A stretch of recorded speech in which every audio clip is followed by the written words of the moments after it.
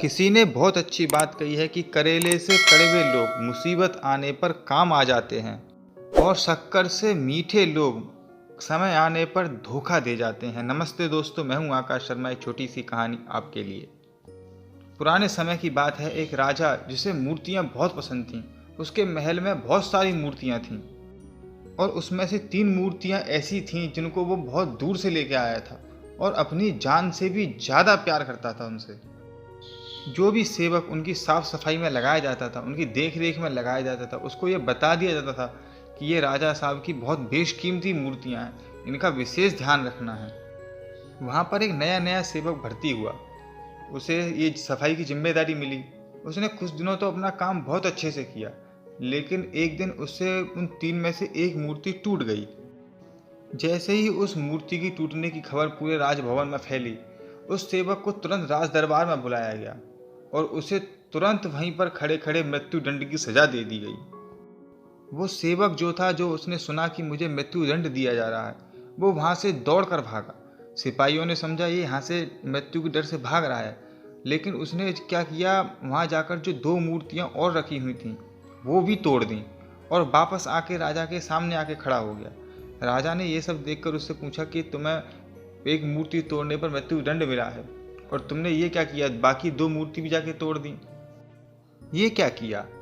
उस सेवक ने सर झुकाते हुए जवाब दिया, महाराज, एक मिट्टी की मूर्ति टूटने से मुझे मृत्यु दंड मिल गया।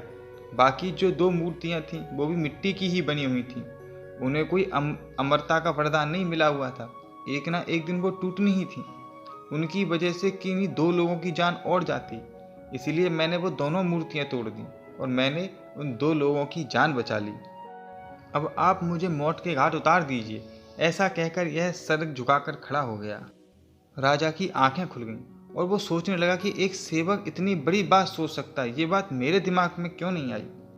राजा ने उससे पूछा, वो तुम्हारे आगे मौत दिख रही है, तुम्हें मृत्यु दंड मिल चुका है, तुम्हारी मृत्यु होने वाली, लेकिन फिर भी तुमने 2 लोगों की जान बचाने के बारे में सोचा, ऐसा कैसे? तो सेवक ने एक छोटा सा किस्सा सुनाया। उसने बताया कि यहाँ महल में काम करने से पहले मैं एक सेठ के यहाँ काम करता था। वो बहुत पैसे वाला आदमी था। उसके यहाँ पे मैं नौकर था। सेठ जी मेरे काम से बहुत खुश थे, लेकिन सेठ जी के साथ एक परेशानी थी कि उनके साथ जब भी कुछ हल्का फुल्का गलत होता था वो भगवान को कोसते थे कि भगवान ऐसा हो गया, भगवान वैसा हो गया, ऐसे करके भगवान को कोसते रहते थे। एक दिन सेठ जी खाना खा रहे थे और उन्होंने खाने में ककड़ी उठाई खाने के लिए।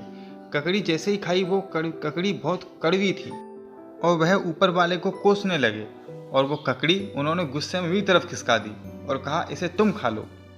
मुझे पता था ककड़ी बहुत कड़वी है और मैंने जब वो खाई तो वो वाकई बहुत कड़वी थी, लेकिन मैंने फिर भी उसको बहुत चाव से खाया। सेठ जी मुझे देखकर बहुत हैरान हुए और वो देखने लगी कि इतनी कड़वी ककड़ी को ये आदमी इतने चाव से खा रहा है और वो मुझसे पूछने लगे कि तुम्हें ये ककड़ी कड़वी नहीं लग रही? तो मैंने सेठ जी को कहा कि सेठ जी, आप मुझे रोज़ बहुत स्वादिष्ट भोजन देते हैं, बहुत अच्छा भोजन देते हैं, अगर आज आपने मुझे कड़वी ककड़ी दे भी दी तो क्या हो गया? मैंने उसे भी उतने ही प्रेम से खाया। सेठ जी, आप भी अपनी ज़िंदगी में समझिए, भगवान ने आपको बहुत कुछ दिया है, पर ज़िंदगी में कभी कभी समस्याएं आ जाती हैं, तो आप इतने परेशान क्यों हो जाते हैं? वो रोज़ तो आपको बहुत स्वादिष्ट भोजन दे रहा है ना। अगर कभी कड़वाहट आ भी गई तो किस बात की परेशानी है? सेठ जी को भी बात समझ में आ गई थी और मैंने अपनी ज़िंदगी का यह मंत्र बना लिया, हमेशा दूसरों के बारे में सोच के चलना है और यह मान लेना है कि भगवान कर रहा है तो कुछ अच्छा ही कर रहा होगा।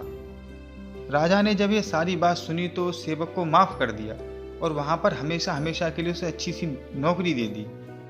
छोटी सी कहानी है मगर सिखाती है कि हमेशा हमें दूसरे लोगों के बारे में अच्छा सोचना चाहिए। और दूसरी बड़ी बात यह सिखाती है कि भगवान जो कर रहा है उसमें आपका अहित नहीं हो सकता, वो आपके लिए अच्छा ही करेगा। बस आपका भगवान पर भरोसा पक्का होना चाहिए और भगवान में विश्वास रखना चाहिए।